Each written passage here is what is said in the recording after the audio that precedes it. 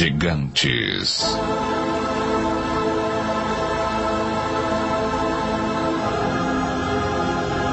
Mistério e mito. Os maias e os incas da América do Sul acreditavam que existia uma raça de gigantes na Terra antes do grande dilúvio.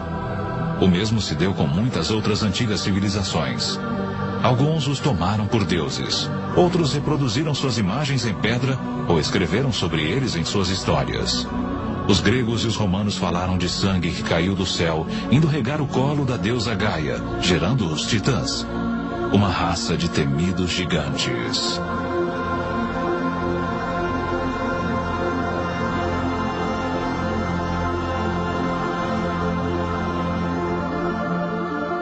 Talvez o mais famoso tenha sido Golias, o filisteu, um dos 5 irmãos gigantes.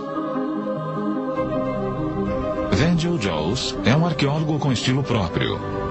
Ele passou a vida inteira rastreando Golias e a Arca da Aliança que o Midrash, o livro sagrado dos judeus, diz ter sido feita pelo gigante.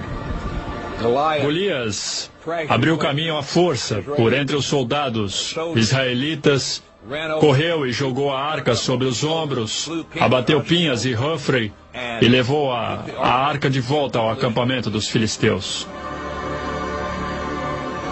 Foi aqui neste campo, 24 quilômetros sudoeste da atual Jerusalém, que a lenda conta que Golias foi finalmente morto. Não por um guerreiro gigante como ele próprio, mas por um menino insignificante, Davi, que, como indica esta placa do século IX a.C., mais tarde se tornaria rei dos israelitas. Davi enfiou a mão em sua sacola, de onde tirou essa coisa preta com longas correias de couro, e colocou-a em volta dos braços assim e disse: "Você veio me enfrentar com um broquel e armadura e um escudo e uma espada, mas eu vou enfrentá-lo em nome do Senhor, Deus de Israel." Ele então tirou outro par de correias da sacola, mas estas continham uma pedra.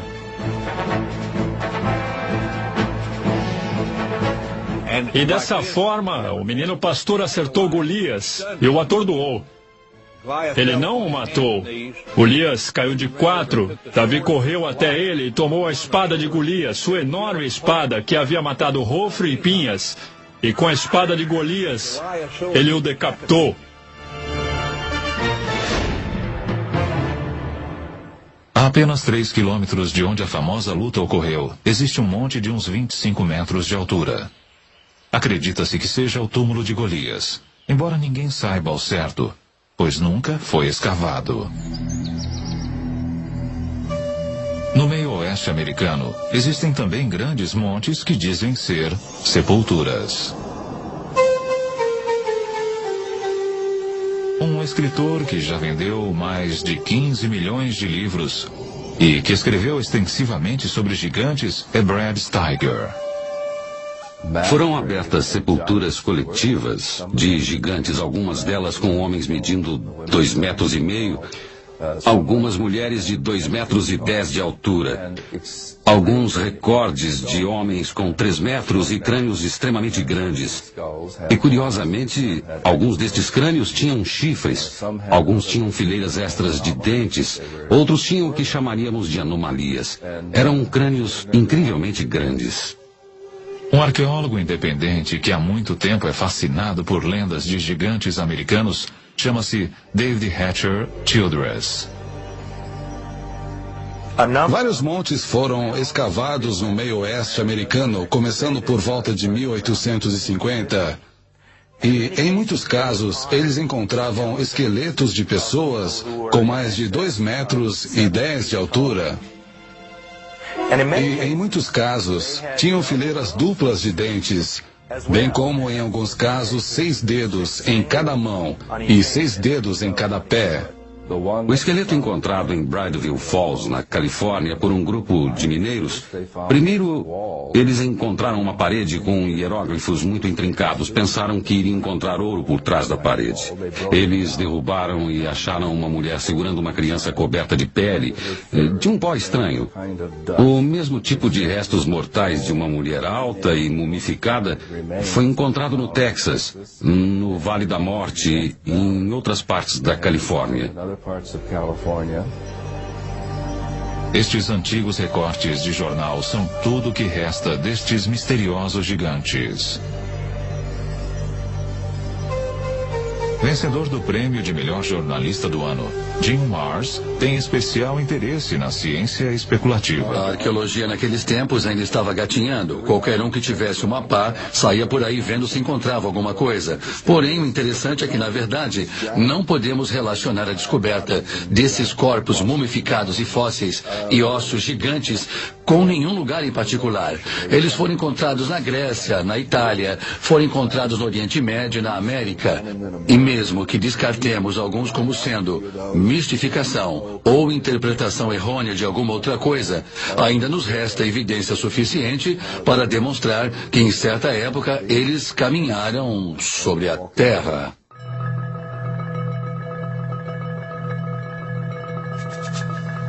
Em 1912, fazendeiros começaram a vir a esta caverna isolada perto de Lovelock, em Nevada, para recolher esterco de morcego, como fertilizante. Do lado de dentro, uma surpresa os aguardava. Eles começaram a cavar a camada de 3 a 5 metros de esterco que havia aqui nesta caverna. E começaram a encontrar alguns artefatos estranhos. Eram reproduções de patos em cestas. Outros objetos para caçar e pescar no lago das proximidades, que agora está secando. Mas aí eles descobriram coisas muito estranhas, que foram aqueles gigantes mumificados. Esses gigantes tinham de 2 a 2,15 metros de altura. Em muitos casos haviam sido mumificados, enrolados como as múmias do Egito e tinham longos cabelos vermelhos até os ombros. Os fazendeiros não encontraram explicação para eles. Era a coisa mais estranha que já haviam visto, porém os índios Paiutes que viviam na região tinham conhecimento deles. Inclusive em 1883, Sarah Winnemucca, uma princesa Paiute, havia escrito um livro chamado A Vida entre os Paiutes. Neste livro ela fala bastante dos gigantes de cabelos vermelhos que viviam em torno deste lago e que moravam nesta caverna. Ela dizia que eram canibais. Aquela tribo devorava os mortos. Eles guerreavam com o meu povo. Meu povo saiu para trabalhar e juntar madeira para tapar a entrada da caverna. Por fim, meu povo ateou fogo e gritou para eles: rendam-se ou morrerão. Porém, não receberam resposta. Agora, um dos maiores mistérios do Oeste é o que teria acontecido a esses gigantes. Quase 60 esqueletos foram retirados dessa caverna, mas ninguém sabe onde se encontram hoje. Teria havido, neste caso, alguma espécie de acobertamento arqueológico? Algo que se relacione a gigantes? Talvez a história toda não passe de uma lenda rural. Ou, como toneladas de ossos de búfalos, os esqueletos teriam sido queimados e misturados ao esterco dos morcegos, usado como fertilizante. Qualquer que seja a explicação, a prova da existência dos gigantes desapareceu. Mas, ao mesmo tempo, incríveis pistas de sua existência podem ser encontradas por todo o mundo.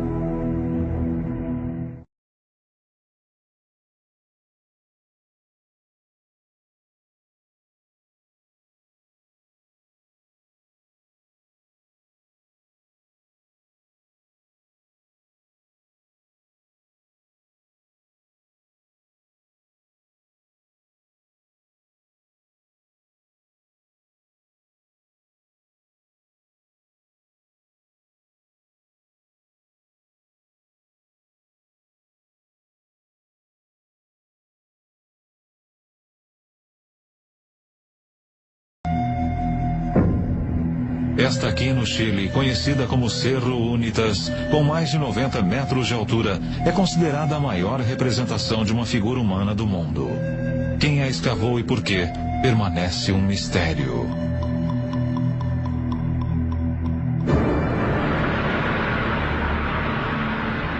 Do outro lado do mundo, no Reino Unido, outras figuras gigantes fitam o céu. Esta aqui é conhecida como Cerne Abbas, perto de Shaftesbury. Escavado na encosta gredosa, não se sabe há quanto tempo. Talvez represente o herói mitológico Hércules. 260 quilômetros dali, o homem de Wilmington.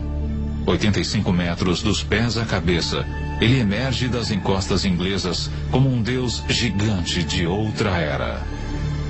A Grã-Bretanha está repleta de sítios assim, relacionados com gigantes. Jennifer Westwood é uma autoridade em folclore inglês. E no começo, a Grã-Bretanha era habitada apenas por gigantes. E naquele tempo era chamada de Albion. Depois da queda de Troia, um herói chamado Brutus veio até aqui com todos os seus homens e decidiu conquistar Albion.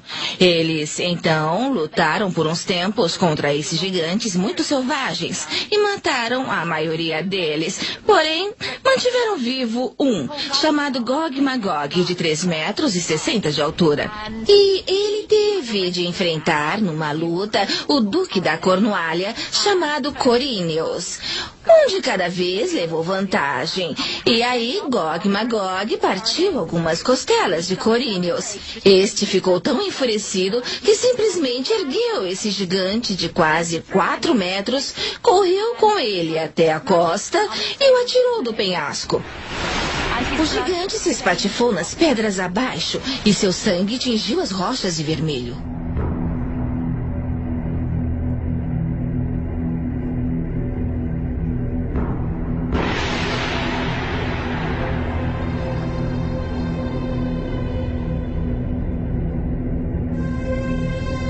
Gigantes também fazem parte da mitologia de Stonehenge. Sem dúvida, a mais famosa estrutura megalítica do mundo. Estas sólidas pedras eretas, a maior com 10 metros de altura e pesando 50 toneladas, foram erigidas aqui há milhares de anos. Os primeiros bretões chamaram o círculo de pedra de dança de gigantes e acreditavam ter sido construído por gigantes. Quem realmente construiu Stonehenge e como são mistérios que ainda persistem. Talvez, no fim, tenhamos de recorrer às lendas em busca de uma resposta. Alguém no passado, com uma tecnologia que nós não temos, ou um poder mágico que não possuímos, é quem teria construído essas coisas.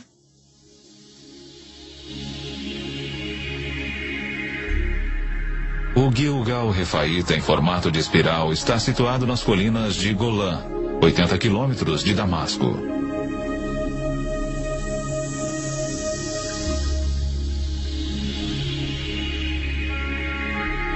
Estima-se que tenha sido construído com 40 mil toneladas de pedras soltas. É extraordinariamente parecido com Stonehenge. Ambos foram datados de cerca de 5.000 anos de idade e possuem pedras megalíticas semelhantes. Dizem que o Gilgal, como Stonehenge, também está relacionado com gigantes. Só que neste caso, há um texto bíblico que parece corroborar essa afirmativa.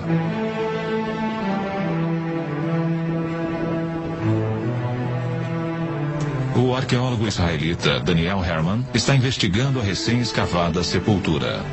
Este é o túmulo de alguém, obviamente um homem muito poderoso.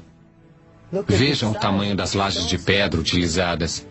Isto deve ter consumido um tempo e um esforço enormes para construir.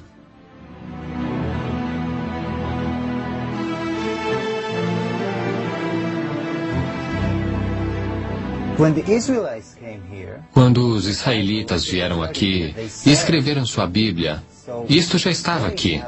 E eles o viram. Então, registraram o local como sendo a região governada por Og, o rei de Bassã. Og é descrito no livro do Deuteronômio da forma como vou dizer.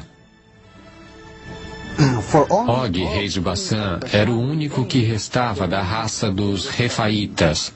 Refaíta é a palavra hebraica para gigante.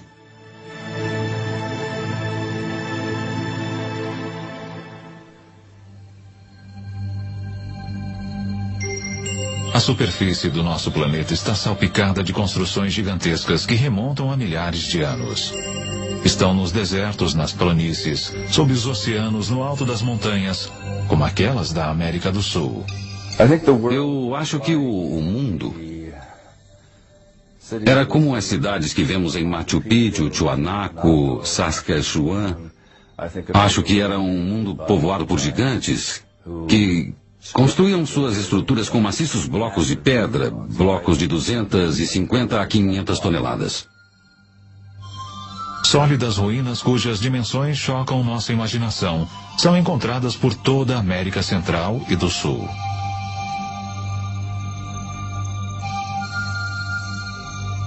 Mesmo um cético poderia se ver tentado a perguntar quem, senão uma raça de gigantes, poderia ter construído tais maravilhas arquitetônicas. O povo da ilha mediterrânea de Malta possui uma crença antiga de que sua ilha era conhecida como o último reduto dos gigantes da Europa.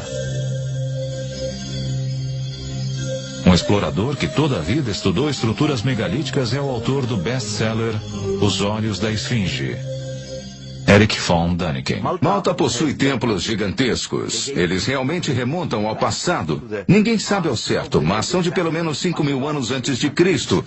E um dos templos, em Gozo, até hoje chama-se Templo dos Gigantes. Lá chamam de Ticântila. Uma lenda local diz que o templo foi construído por uma giganta Sunsuna. Os blocos são tão grandes, tão pesados, que nenhum ser humano normal poderia tê-los movido. Na Bolívia, apenas 30 quilômetros do lago Titicaca, existem gigantescas plataformas de pedra por toda parte.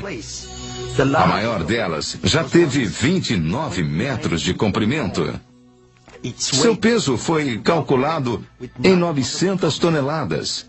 E isso está num lugar a 4.100 metros de altitude, nos Andes, o que significa ausência de árvores, de madeira, nada. Não é possível transportar uma plataforma de 900 toneladas sem toras para rolar. Mesmo com auxílio de toras, seria extremamente complicado.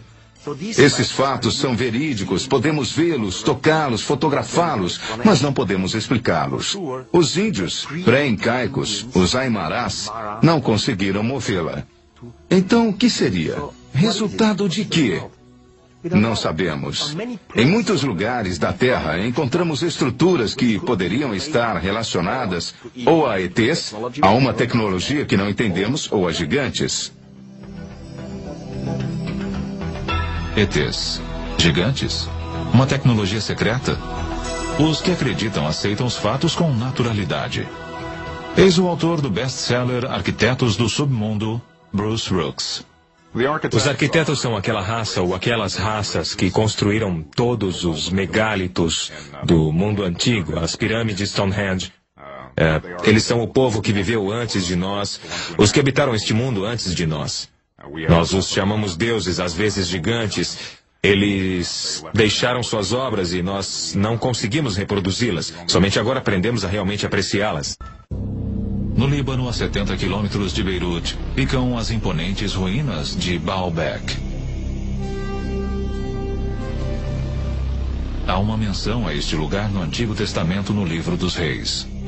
Baalbek, em particular, é um ótimo exemplo. É onde estão os trilitons, as maiores pedras do mundo já usadas em construção. São tão grandes que nem sabemos seu peso.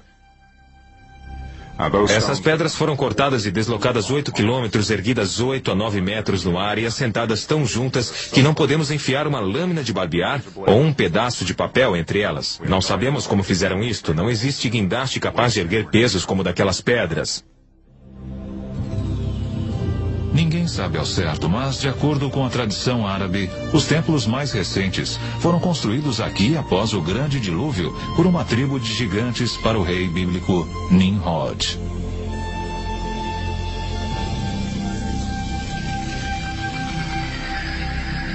Mas o que realmente queremos dizer com a palavra gigante? Monstros sanguinários como os cíclopes da Odisseia de Homero? Ou os ogres dos contos de fadas infantis?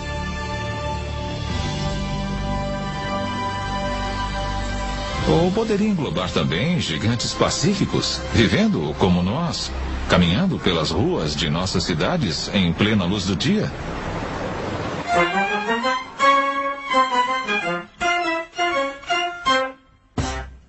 Existem duas espécies de pessoas que podemos chamar de gigantes. Há os gigantes que são geneticamente programados para ser altos, pessoas que são normais, porém seus genes os levaram a ficar muito, muito altos. E depois temos as pessoas que sofrem de alguma espécie de disfunção, a mais comum das quais é a acromegalia, que é uma doença resultante da produção excessiva do hormônio de crescimento. Uma acromegalia tem muitos efeitos sobre o corpo. Não produz apenas pessoas excessivamente altas, mas traz problemas potenciais ao esqueleto e a alguns órgãos internos.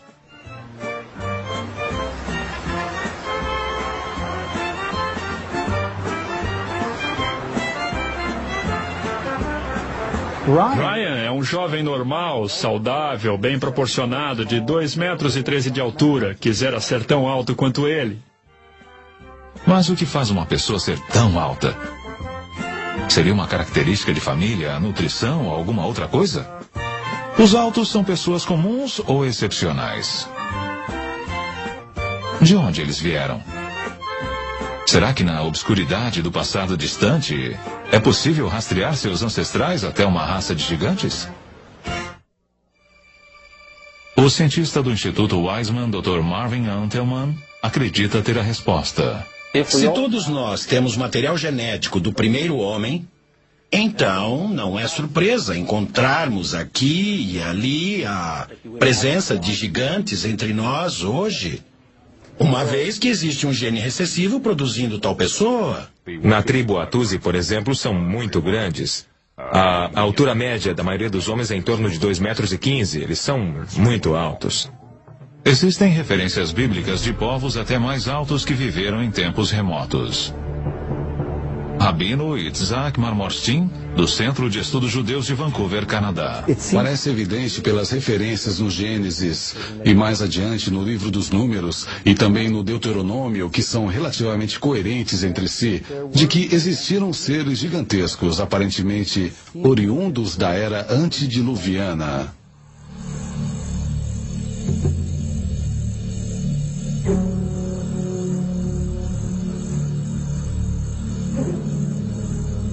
Seria possível que as condições ambientais de eras passadas tivessem favorecido o desenvolvimento dos gigantes? Certamente sabemos, através de evidências fósseis, que algumas espécies, como os dinossauros, cresceram muitas vezes mais do que o fariam hoje. Um adepto desta teoria intrigante e polêmica é o Dr. Carl Bogg. Expressões genéticas otimizadas significam o melhor, que o organismo contido no DNA pode expressar em função de condições atmosféricas favoráveis. Evidências fósseis demonstram que árvores como as gigantescas sequoias da Califórnia cresceram muito mais do que o fazem hoje. Uma teoria explica isto dizendo que as condições ambientais do passado distante eram mais propícias ao crescimento gigante.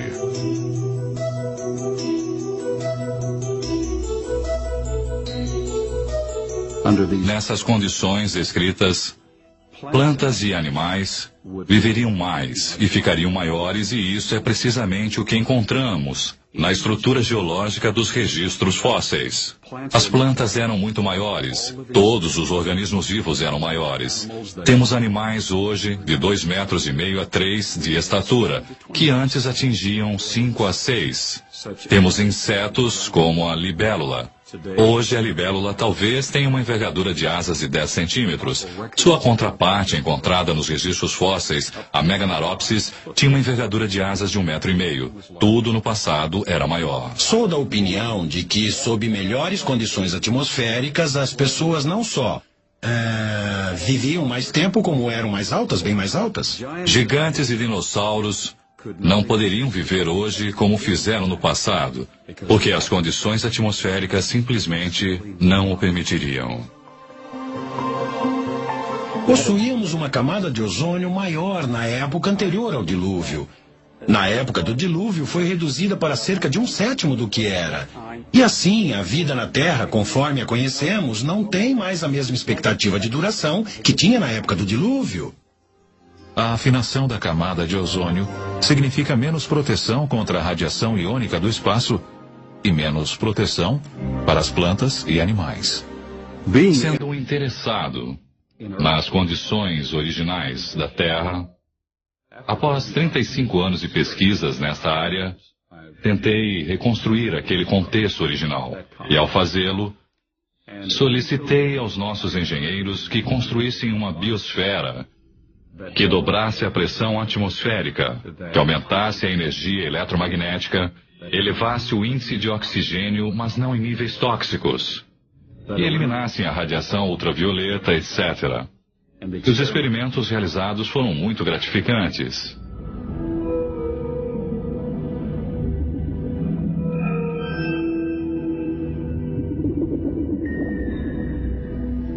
Em nossa experiência científica controlada, medimos os efeitos de uma estação com o campo eletromagnético sobre sistemas biológicos. Temos esses peixes pacu, piranhas, que normalmente aos 3 anos e meio de idade têm mais ou menos esse tamanho, sob condições favoráveis.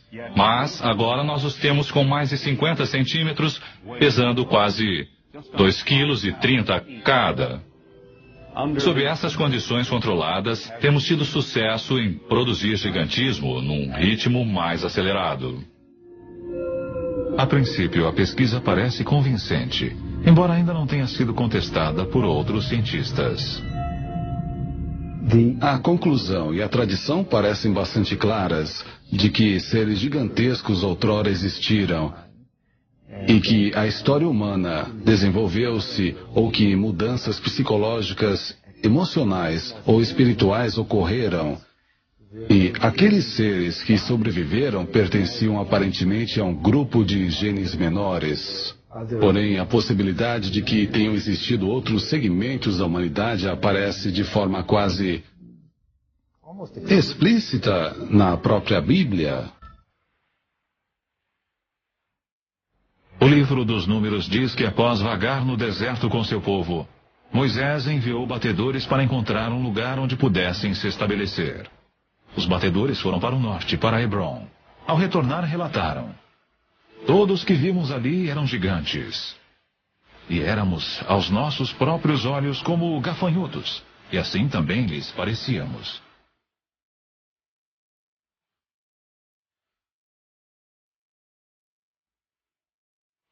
As tribos continuaram para Nordeste, para o Monte Seir, hoje conhecido como Petra, na Jordânia. Mas este também, como mencionado na Bíblia, havia sido ocupado por gigantes. Para onde quer que se voltassem, pareciam encontrar sinais de gigantes. Se olharmos as Escrituras, havia gigantes na Terra naqueles tempos. E se interpretarmos isso literalmente, em vez de simbolicamente, e simplesmente havia homens poderosos e com poderes extraordinários, então podemos afirmar que os primeiros homens, os primeiros humanos, eram gigantes. Podemos também teorizar que esses gigantes vieram de algum outro lugar e criaram na Terra uma colônia. Este conceito por si só é uma coisa surpreendente. Porém, um povo mais antigo que os israelitas acreditavam exatamente na mesma coisa. Eles escreveram que os gigantes eram seres celestiais que vieram não da Terra, mas de outro planeta.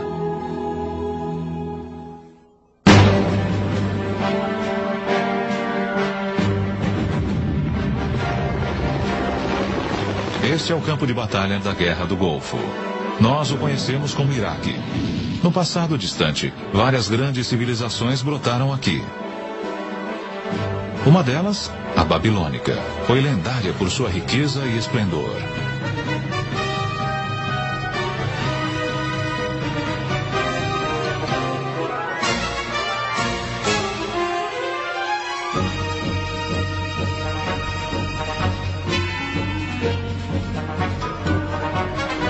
Porém, muito antes da Babilônia, há 6.000 anos, outra notável civilização desenvolveu-se aqui.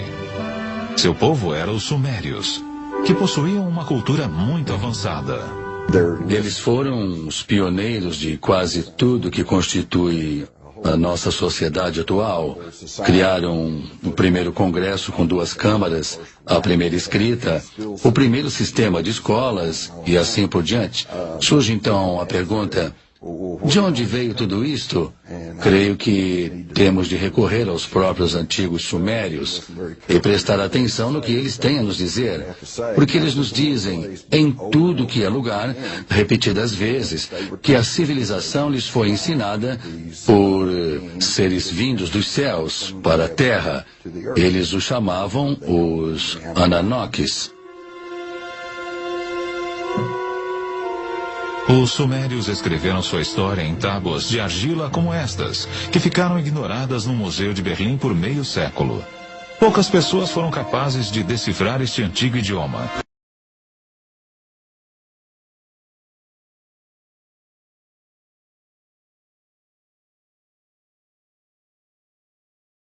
Mas uma delas é Zecharia Sitchin. Os escritos e as evidências pictóricas deixados pelos sumérios remontam a 6.000 anos. Falam e retratam um povo que veio de um outro planeta, que chamavam de Nibiru. E muitas das descrições o apresentam como sendo muito maior, pelo menos 1/3 maior do que a média dos seres humanos. Portanto, eram gigantes. Este lacre cilíndrico sumério de um museu de Berlim é surpreendente por várias razões. Primeiro, ele retrata nosso sistema solar com o Sol ao centro e os planetas espalhados em torno dele. Um fato não conhecido da ciência europeia até cerca de 300 anos atrás. Mostra também o planeta Urano, que nós só descobrimos em 1930. E, incrivelmente, existe um outro planeta que os sumérios chamavam de Nibiru, o que acreditavam ser o lugar de onde os Ananokes, ou gigantes celestiais, teriam vindo. Se observarmos estas 3 figuras retratadas aqui, parecem ser quase todas do mesmo tamanho. Mas, se prestarmos atenção, veremos que esta figura da divindade está sentada. E se calcularmos seu tamanho pela medida dos joelhos ao quadril, verificaremos que ela tem uns 3 metros de altura. É um daqueles que desceu dos céus para a terra. Os astrônomos em busca de sinais de vida extraterrestre prescrutam cada vez mais fundo o universo. Porém, talvez devessem estar procurando o tempo todo, mais perto de casa. Porque é no nosso próprio sistema solar que um misterioso objeto foi recentemente detectado perto de onde os sumérios assinalaram o local de seu planeta Nibiru, o lar dos Ananokes. Para os que acreditam, isto é uma prova convincente de que os gigantes celestiais são reais.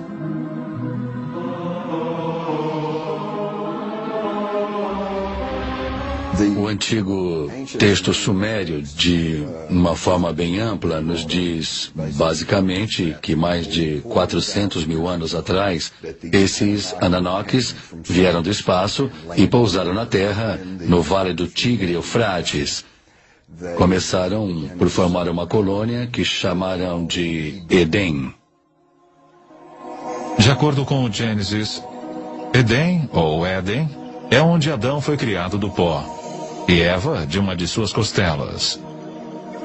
Outros, porém, têm uma versão mais high-tech sobre como a vida humana começou.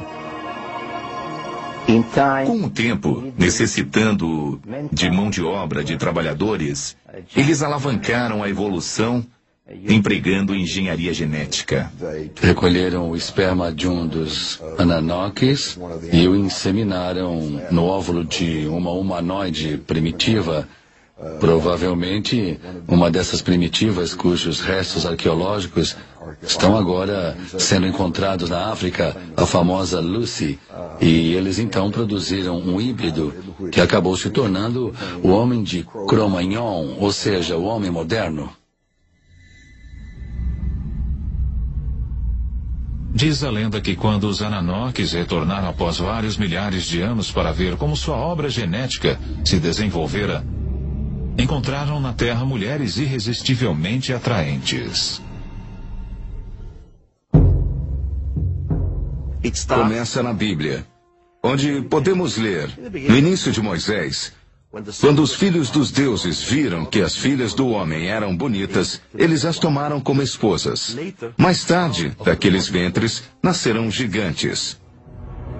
Tão destrutivos eram esses titãs, que os Ananoques que os geraram decidiram destruí-los. O livro apócrifo de Baruque nos conta até quantos gigantes foram mortos. O livro de Baruque diz: depois o Senhor criou o grande dilúvio, destruiu toda a vida que havia na terra, incluindo os 409 mil gigantes.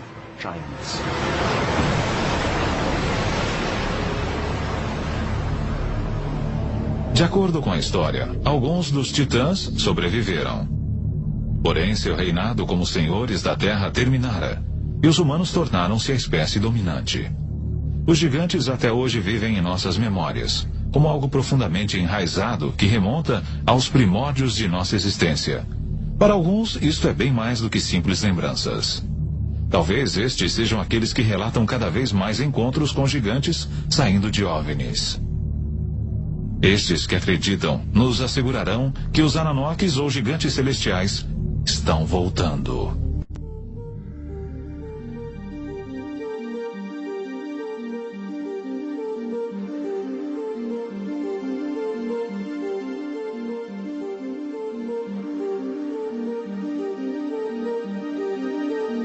The town of Yatzitz is 25 miles west of Jerusalem. On January the 3rd, 1996, Chief of Security Herzl Constantini was at home when he heard a strange noise outside. When I opened the door, I was paralyzed with fear. I saw a gigantic being around 5 feet wide and 11 feet high. I estimate its weight at about 2 tons. I called the police, and 2 officers came over to the house. They laughed at us and accused me of drinking. But when the trackers came and saw the prints, they stopped laughing.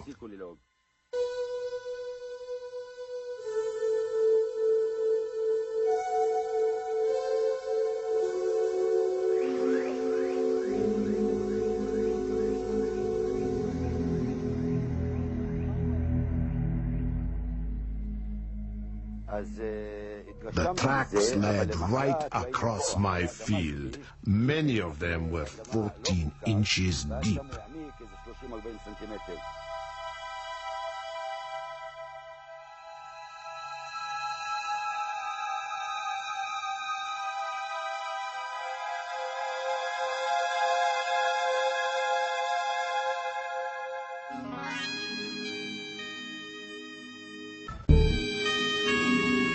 Nos últimos 10 anos, relatos de avistamentos de OVNIs com ocupantes gigantes têm aumentado. A ex-diretora da Associação Inglesa de Pesquisa sobre OVNIs, Jane Randalls, está familiarizada com as estatísticas. Da análise de 15 mil relatos de encontros com seres, os encontros com gigantes têm aumentado a cada ano desde 1965. E estamos, portanto, recebendo muito mais relatos de seres gigantes sendo avistados hoje do que há 30 ou 40 anos. Muitos acreditam que os livros apócrifos de Enoque têm mais de 5.000 anos de idade. Neles, Enoque escreveu sobre como foi levado aos céus por 2 homens de grande estatura. Nesta jornada celeste, ele também fala do encontro que teve com aqueles que desceram dos céus para a terra. 2 homens enormes surgiram para mim, com uma aparência que jamais eu vira sobre a terra. Suas faces luziam como o sol, seus olhos também eram como uma luz ardente. E eles me ergueram e me conduziram ao primeiro céu. E voavam com suas asas e deram a volta em todos os planetas. Desfilaram diante de mim os mais velhos, os governantes das ordens celestes. Estes grupos trabalham e estudam cuidadosamente o movimento das estrelas.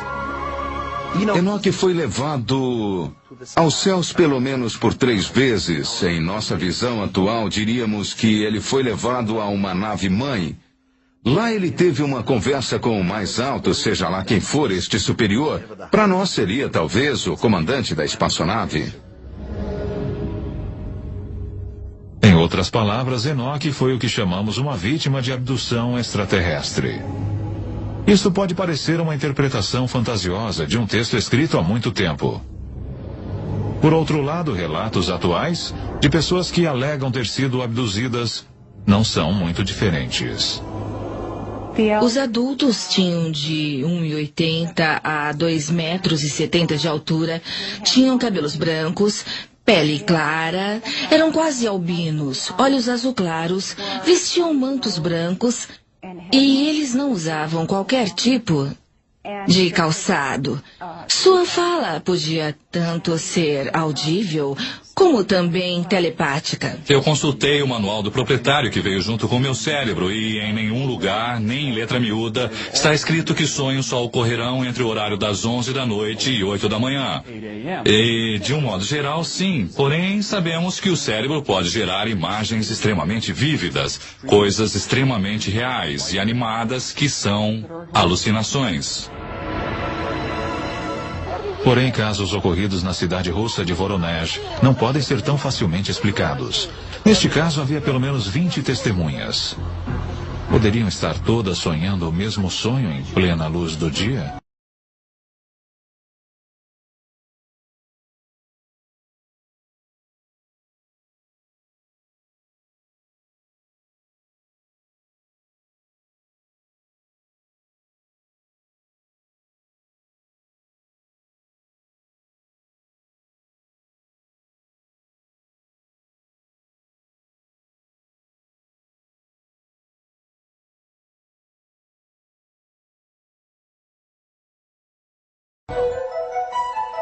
Em setembro de 1989, algo aconteceu na cidade de Voronezh, 320 quilômetros ao sul de Moscou, que chamou a atenção da imprensa mundial.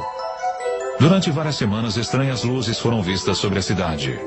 Depois, em 27 de setembro, noticiou-se que uma espaçonave pousou em um dos parques públicos da cidade e de dentro dela emergiram 3 figuras de extraterrestres. Nada remotamente parecido com isso ocorrera antes em Voronezh.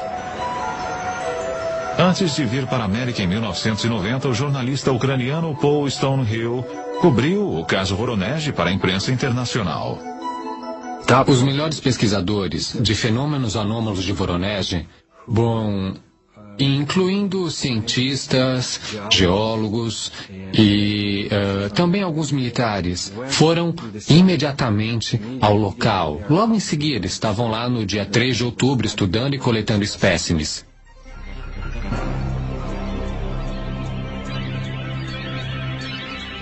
O encontro tornou-se a sensação da mídia, na rede nacional de televisão e na imprensa mundial. Isso atraiu a atenção da mídia de todo o mundo porque foi efetivamente endossado pela TASS, a agência soviética de notícias, que até então nunca dera crédito a este tipo de história. Eles tiveram a oportunidade de conversar com muitas das testemunhas oculares, adultos, crianças, policiais, professores, estudantes e cientistas que haviam visto OVNIs semelhantes ou mesmo com outros formatos. O consenso era de que seres gigantes saíram da estranha nave, fizeram algumas pesquisas por Voronezh, retornaram à nave e partiram.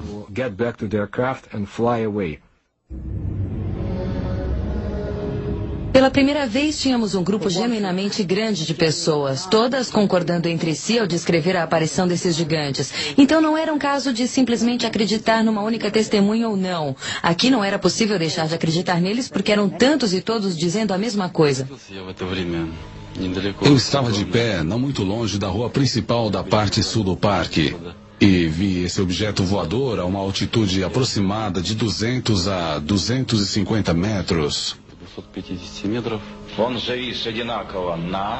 Ficou numa mesma altitude e não se moveu. horizontalmente. Aquilo me despertou o interesse, porque não podia ser um balão meteorológico. Escutei um ruído agudo. Talvez de alguma máquina de perfuração em operação, como se estivesse abrindo um buraco no chão. As criaturas começaram a sair. Não pareciam muito humanos. Eram muito mais altos que humanos. Eles tinham ombros, mas eu não via a cabeça. Ele era enorme, realmente enorme. Maior do que nós. Era uma figura imponente. Em 1989, Sergei Makarov era um dos estudantes que estavam no parque de Voronezh. Lembro que uma multidão juntou-se em volta do lugar. Todos ficaram assustados, estavam pálidos. Eu fiquei perplexo. Denis Murzenko também era um dos meninos no parque naquele dia de setembro de 1989. Eu vi alguns vultos lá. E também vi um homem estranho. Externamente parecia como qualquer outro homem. Só que era enorme. Instantes depois, ele subitamente desapareceu. Eu não tive dúvidas de que o OVNI e os gigantes eram de verdade, porque eu os vi. Mas algumas vezes, quando me lembro, me parece uma espécie de conto de fadas.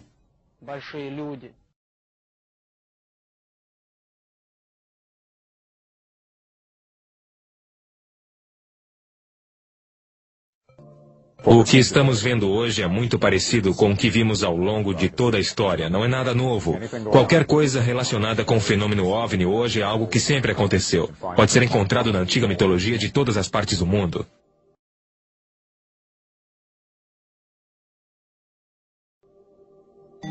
Nós temos as investigações e, naturalmente, em alguns casos, temos pinturas em cavernas de seres com a aparência de gigantes e até pegadas gigantes. Eu diria que existiu algo no passado e que este algo era muito maior do que os nossos terráqueos normais. Teriam eles sido nossos pais? Eles foram os patriarcas que vieram antes de nós e são citados em todas as lendas. Os gigantes, os olímpicos que vieram antes de nós.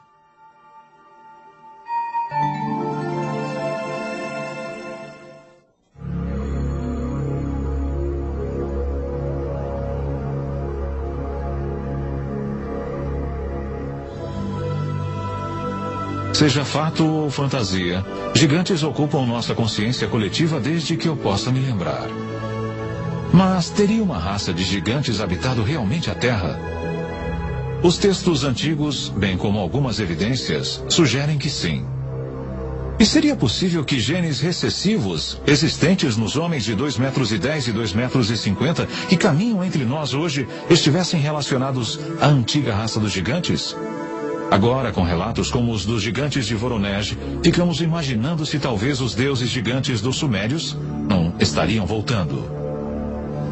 Mas, sejam eles reais, imaginários ou alegóricos, uma coisa é certa. O mistério e o mito dos gigantes nos acompanharão ainda por um longo